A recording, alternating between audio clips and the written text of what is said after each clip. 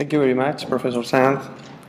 Ladies and gentlemen, I need to ask for your indulgence twice. First of all, because I am not able to speak in German, which I would like very much to do. And I respect and love too much that language in order not to commit a crime in public in front of you. So please, I ask for your forgiveness to address you in a different language. And also, I need to ask for your indulgence a second time. Because Barbarians and the world of the end of the Roman Empire is far away from the kind of times, historical times, normally devoted my attention.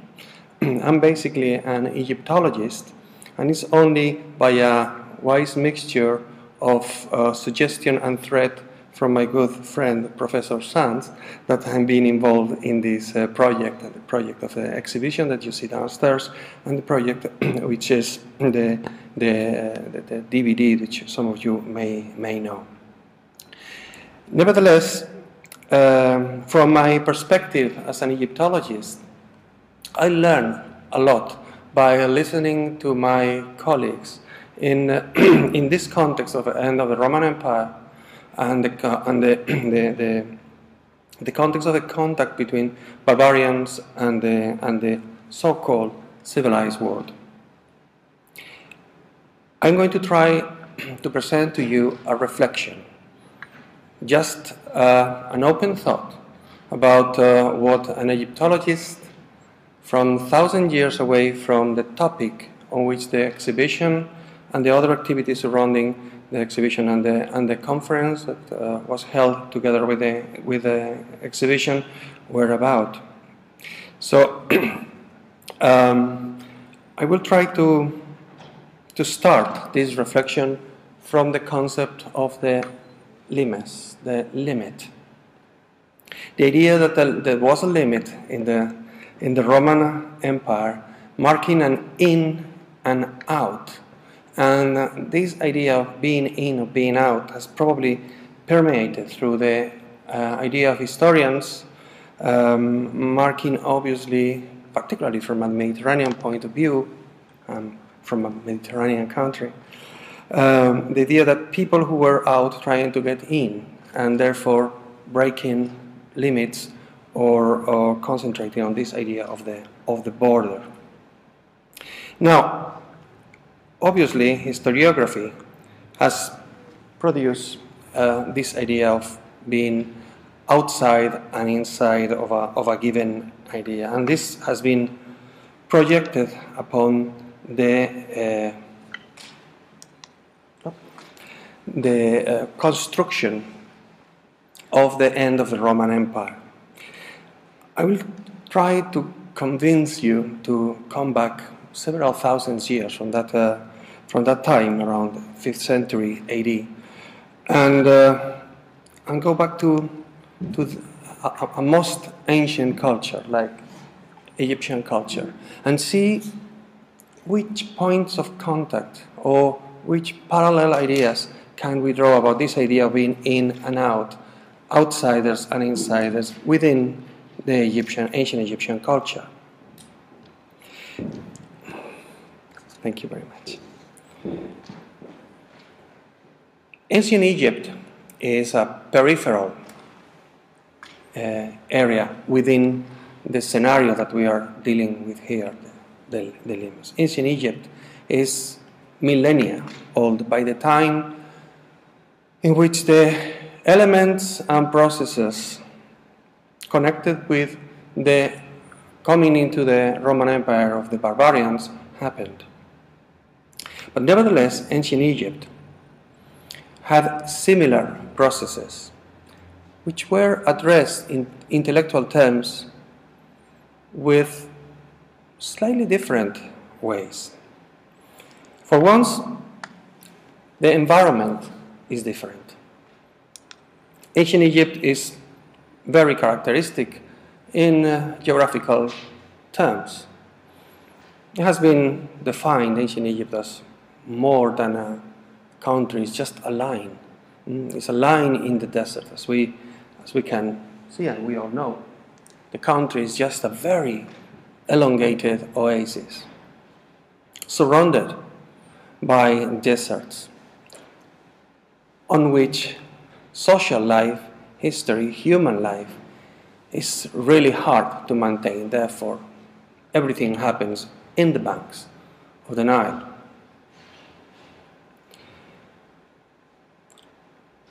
If we are to try to abstract the inhabitation unit, the habitat, the basic, very basic habitat in the Egyptian scenario, going back to prehistory, we will find that at any point, or basically at any point along the River Nile, we will have a very similar structure. This structure is made up of a number of elements, which are fixed elements, and nothing of that sort can be found in Europe. Now, the elements that we can find at every unit, every little community in prehistory, is basically the two banks at either side of the River Nile, banks which, as we know, are inundated regularly every year. Then we've got an area which is not inundated, which is where the temples and graves and necropolis are situated. Then we've got a chain of mountains flanking the river in a way or another through its complete length. At either side, east and west, from this chain of mountains, what we have is the desert, where life cannot happen, or certainly cannot happen in the ways that we are accustomed to see: social life, history, human beings in society.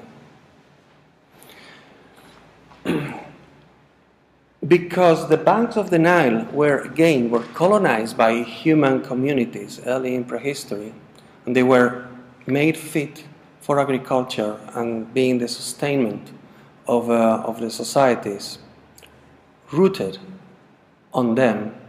Those areas within different communities were left uncolonized, so to say, uncivilized. And the basic stage of these areas was marked by the existence of aquatic plants, marshes, jungle of papyrus plants, and the like.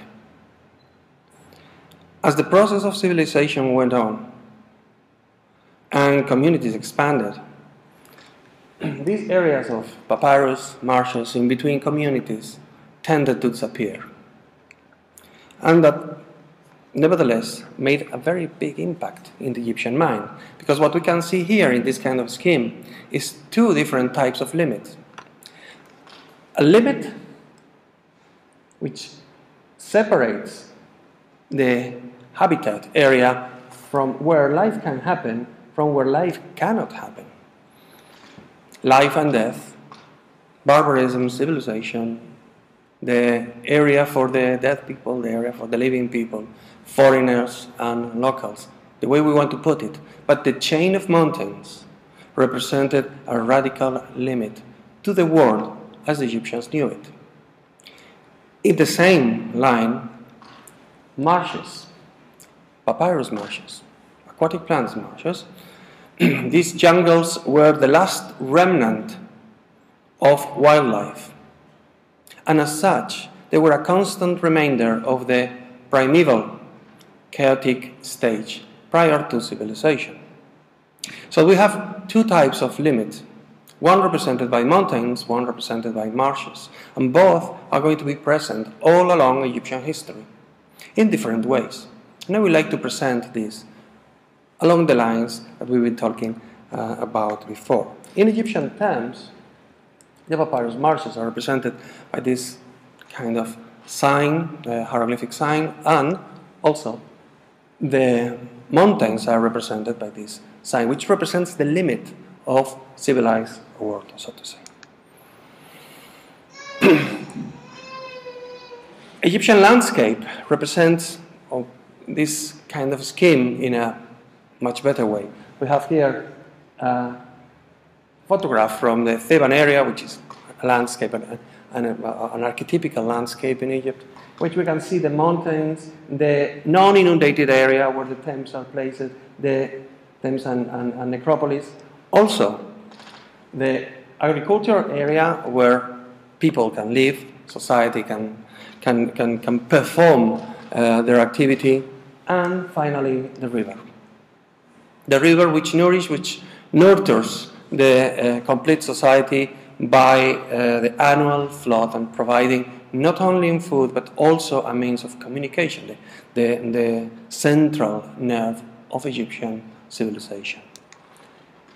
This photograph from a very similar area shows us the narrowness of the country. I mean, we can be, even today, placing one of the limits in one of the chains of mountains and be able to ascertain the other. The country is really narrow. The experience of civilized world in Egypt is something that can be taken, apprehended by a simple view. Something kind of experience which is probably impossible if we think in Roman terms, so to say.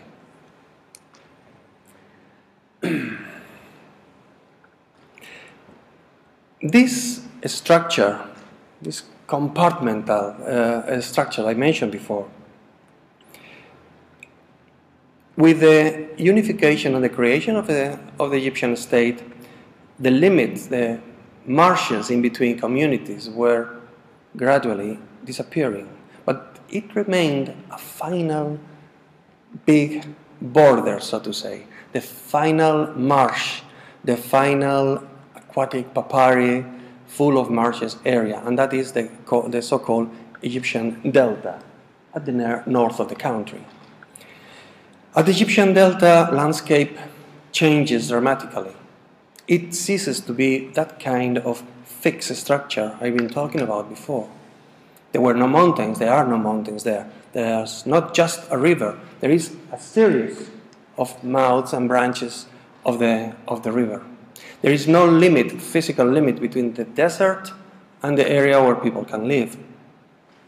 And so, by the time that when historical period, with the arrival of the Pharaonic Egypt, around roughly 3000 BC, the incorporation to the Egyptian political unit of the Delta marked the incorporation of the last big frontier, so to say. But it was very big. The Delta is huge. The amount of arable land in the Delta is roughly similar to the amount of arable land in the rest of the country, because it has extension, something that in the valley is missing. Now, we are not going to get into the meaning of the delta in economic terms, but in conceptual terms, if I may go along that line.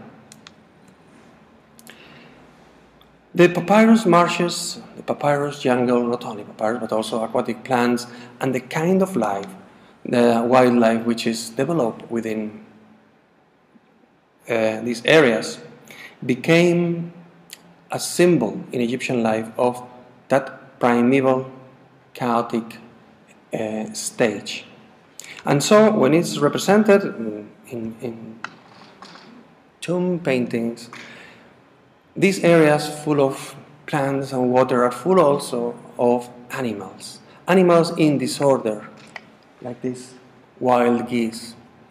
A disorder which is a symbol for this primeval chaos, and a disorder that must be controlled and put under the action, the ensuring action of the king or the state.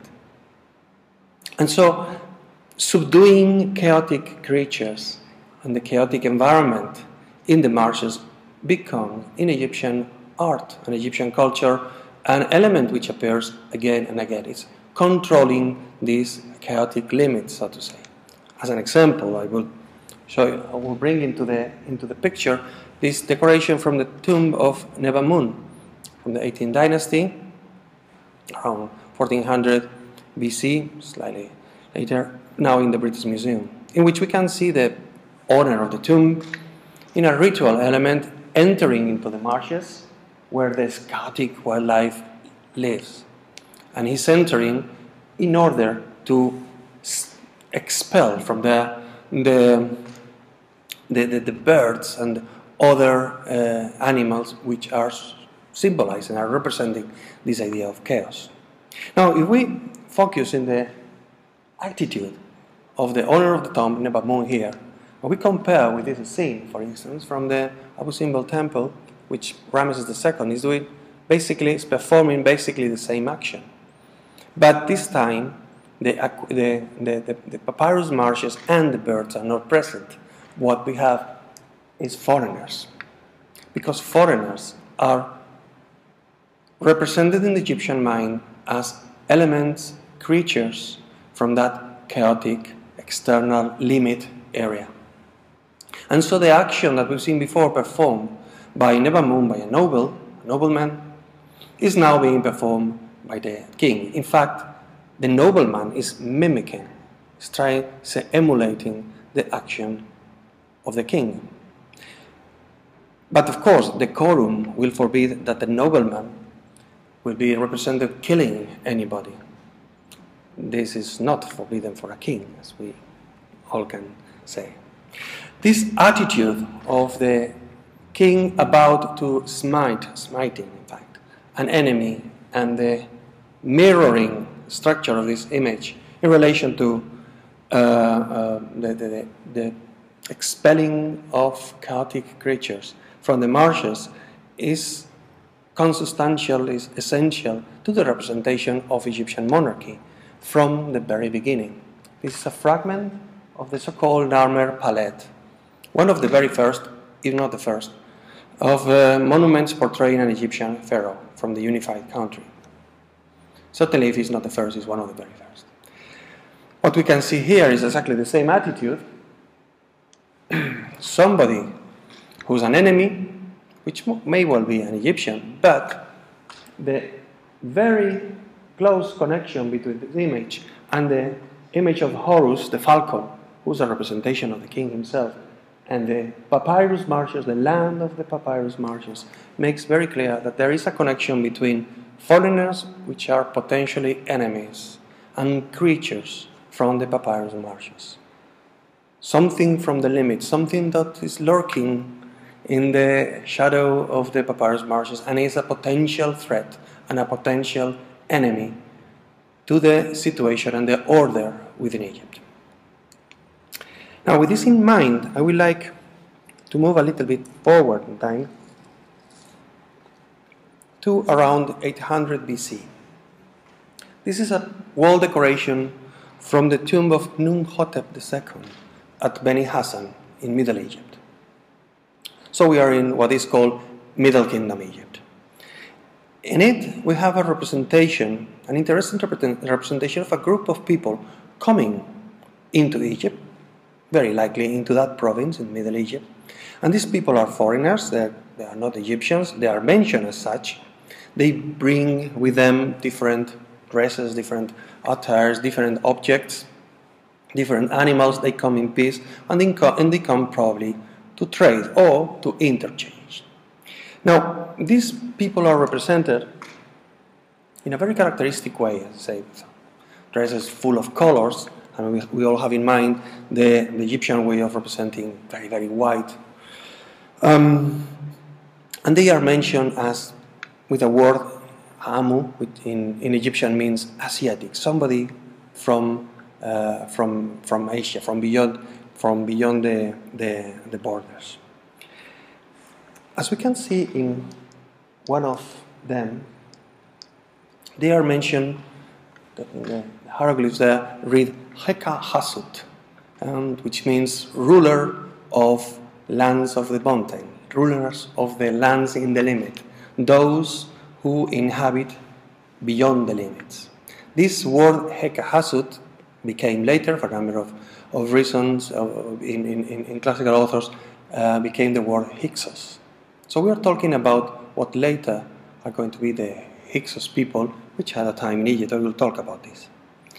But in the Middle Kingdom, we see these people as people who comes from abroad. The name includes this mention to the limits that we were saying before.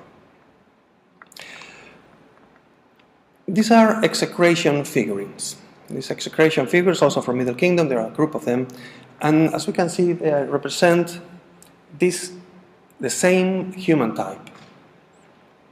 The very characteristic headdress and the attitude, which you can see that they've been tied in the back with the arms, exactly in the same way that we can see here, which is the determinative for Asiatics. And all through the body of these figurines, what we have as magical text directed at preventing these people to rebel, to be enemies, and to oppose somehow the actions of the pharaohs in that part of the world, that is Palestine and what we call the Asiatic Levant. So these people who are equated with creatures of the chaos because they are external, they are represented as beyond the limits, are a potential enemy and a potential threat somehow in the mind of the Egyptians. Nevertheless, there were a number of interesting interchanges, and in literature we've got, for instance, the Tale of Sinuhe. Here's one of the copies. The best copies here at Berlin in the Neues Museum. The Tale of Sinuhe, in which we are told about an Egyptian who, for a number of reasons, goes and lives beyond the borders and settles among these people. Now, the moment in which these people, this Hekahasut, comes into the foreground, the scenario, is what we call the Second Intermediate Period. At the end of the Middle Kingdom, there's a period in which the structure of the state in Egypt is fractured, for reasons that are still under discussion, but the result is a period in which the country is fragmented in different centers of power. One of them, we would say the main one, for a while at least, is what we call the Hyksos monarchy in the north of the country, based around the delta. But they control a large chunk of the Nile Valley. Now, the fact that these people control the main areas in the north of the country is important, because from that moment there's going to be an open relationship during the times of the Hyksos monarchy, open relationship between the delta, the Egyptian delta, and the rest of the world around this area. Now, this is probably the scenario of the biblical story of Joseph, in which a person from Palestine enters Egypt, gets very close to an Egyptian king, probably a Hyksos king, but for the Bible it's an Egyptian king anyway, and rises to the highest rank in Egyptian society. So after the example of the Bible with the story of Joseph and the Tale of Sinuhe, what we see is an interesting interchange of roles, because actually Sinuhe and Joseph are basically each other's alter ego.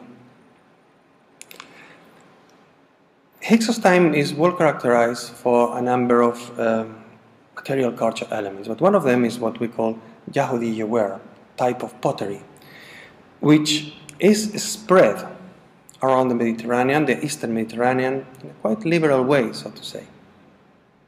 Now this pottery is talking to us about a network of contacts and trade routes which emerged probably from this time on which these people are controlling the delta, the Egyptian delta. So during the Second Intermediate Period, what we have is 3 units in Egypt: the Nubian in the south, they produce basically gold; the Hyksos in the north and the middle upper part of the valley, which have a network of connections, or they are developing a network of connections with the Eastern Mediterranean, and the Thebans in the middle. political history in Egypt at this time is not of interest to us now, but what happens after this in the so-called New Kingdom is the shift into the centers of decision and centers of economic interest in the country to the north. And the delta becomes an essential element, and the essential part of the Egyptian country, because it's now in deep contact with a bigger outer world. The foundation of places like, for instance, Tanis, or the re-foundation, because it was already probably founded in the time of the Hyksos, talks about this. Tanis, which is a new kingdom, capital, is probably the port of entrance into Egypt. And it's, as we've seen in the north, in the west of the delta, in the east of the delta. Tanis, quite interestingly, is a repetition, is like a clone image of Thebes within the delta, in a completely different landscape. When one visits Tanis, you cannot believe that it's in the middle of an area full of marshes, because it has been chosen to resemble the landscape deep in the south, around the Theban area. Towards the end of the New Kingdom, what we see is somehow a fracture of the country in two units, not formally, sometimes it's formally politically recognized, but we see two units. The north verted towards the Mediterranean, and the south much enclosed in its own tradition, so to say. Because from the Mediterranean come all these contacts, but also all the threats. The marshes are the area of the threats, where the chaos and the foreigners who are disruptors of the state of things can happen. An element, an episode of this situation is the battle of the delta during Ramesses III with the sea peoples, represented in the wall decoration at the funerary temple of Ramesses II at Medinet Habu, in which the sea peoples, a perfect example of dangers lurking in the delta and the battle in the marshes and all that, they were defeated. Ramesses III defeated those creatures of the chaos and the limits that threatened Egypt. The Battle of the Delta was the last episode, or one of the last episodes on that sort, we may say, because from the same area, from the delta, what we had is a victorious threat, a threat from foreigners which was effective in destroying Egyptian monarchy, in the case of the Persian conquest by Cambyses II in 525 BC. They came from the delta from an Egyptian point of view, as every peril came from that chaotic, dangerous, potentially notionally potential area. And they succeeded in defeating the king, eventually killing poor Samtik. On the wake of the Persian conquest came new invaders from the delta also. The Macedonians. When the Macedonians arrived into Egypt, the way they were seen by the Egyptians was very, very similar to the way they could see almost 2,000 years before the arrival of the Hyksos. What we have in the screen now is the name given to Alexander and to Philippus Aridaeus in Egyptian, and both, as we can see, are connected with the idea of Hyksos. Alexander the Great is the Heka and Teken Hesut, and the ruler who makes closer the foreign lands, using the same terms of the Heka Hesut, and Philippus Aridaeus is simply a Hyksos, it's a Heka Hasut. So the way the Egyptians contemplated these Macedonians, these people, is notionally very similar to the way they contemplated these other Hyksos 2,000 years before. Yeah, we can compare it with the representation of the Hyksos at Beni Hassan. They founded a city in the delta. They founded a city, and we've got the myth of the foundation of Alexandria. The idea of the birds is told by Curtius Rufus.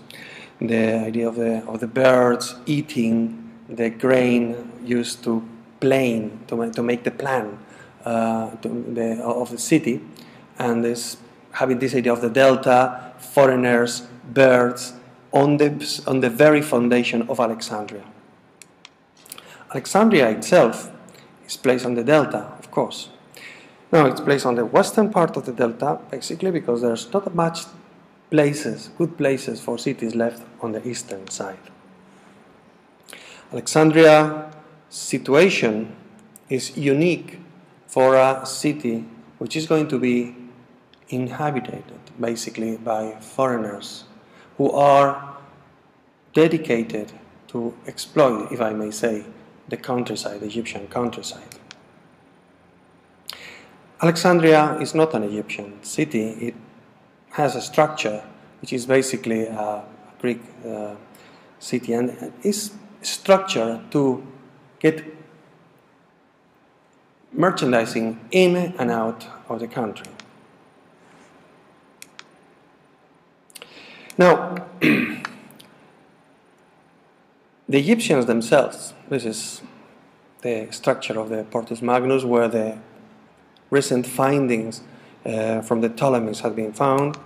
This kind of material which are still lying in the bottom of the ancient port of Alexandria.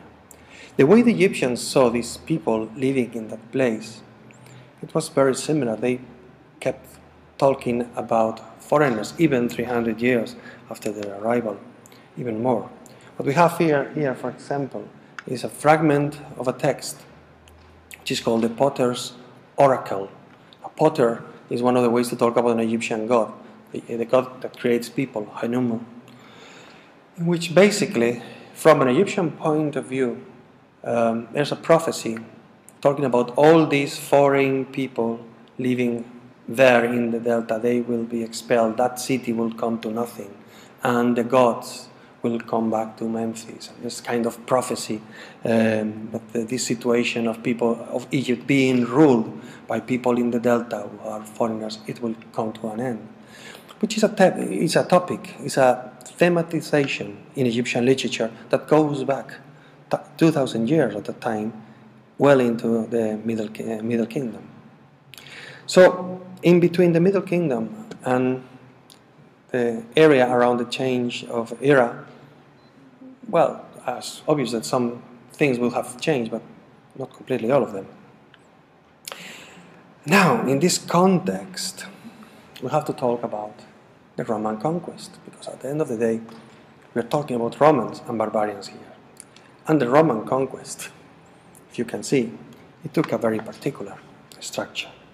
And the Roman conquest incorporated Egypt into a completely different world, and it was never going to go back to its ancient self. The Roman conquest made Egypt being part of a much bigger, wider structure, and dissolved much of what ancient Egypt, in terms of structures, of economic structures, intellectual aspects, had to offer. And so, with the Roman conquest, we can come to the last moment in terms of pharaonic history, not in terms of Egyptian history, in which the delta is the point of arrival, that limit, that limes, if I may say, in which the delta is the point of entrance into Egypt of foreign people who is going to threaten the Egyptian way of life. This is a painting by a Madrid painter, Piano Checa, The Invasion of the Barbarians. And it illustrates a view which is now probably obsolete.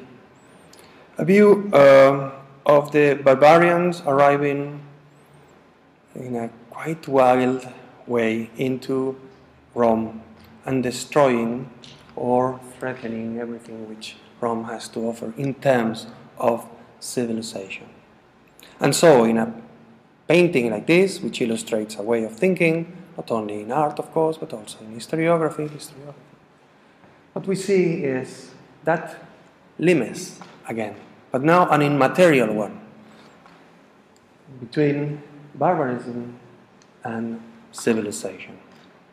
Now, sorry, you will forgive me if I put things upside down for a while, short while, and I try to convince you for a little while that those who were civilized we're putting upside down the paradigm here, those who were the civilized ones in the topic of barbarians and Romans were actually the barbarians for the Egyptians. At least let's have a look at the paradigm upside down for a short while, because the arrival of the Romans, not only the Romans, but basically the arrivals of the classical world, the Greek and Roman classical world, meant the final dissolution of Egyptian culture, 3,000 years of history by now, written history by now, into a much wider world, so to say. And this dissolution, we are not going to lament the dissolution. Something new was created out of that. But at least in historical terms, we can put both topics in relations. The idea of the civilized people coming into the destruction of something which had been well established for a number of millennia. Now I'm talking about the solution. I would like to just finish with the final verses of the poem by Cavafy of the Barbarians, the arrival of the Barbarians. And now what shall become of us without any barbarians? Those people were some kind of solution. And thank you very much for your very kind attention.